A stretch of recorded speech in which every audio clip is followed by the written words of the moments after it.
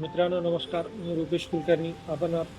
आपण बघतात आपलं चॅनल फार्माविराज. मित्रांनो, मी आज तुम्हाला माझे काही शब्द लिहिले आहेत ते ऐकवणार आहेत.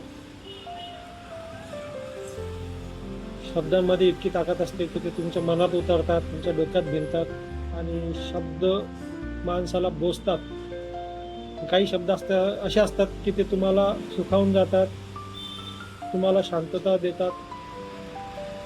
असेच काही शब्द मी तुमच्या समोर मांडतोय. पडसात माझ्या पारिजात फुलला, पडसात माझ्या पारिजात फुलला, सुगंध त्याचा आसमंतात दरवळला. शुभ्र सडा फुलांचा केशरी छटा घेऊन पसरला, पडसात माझ्या पारिजात फुलला. असे भोवताली निखारे जळून जातील, होतील खाक सारे.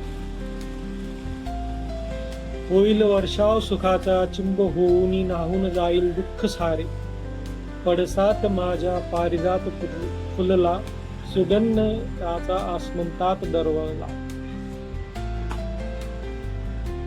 वेचली ओंजळीतून एक एक सुखे, वेचली ओंजळीतून एक एक सुखे, भरली ओंजळ उधळून देता.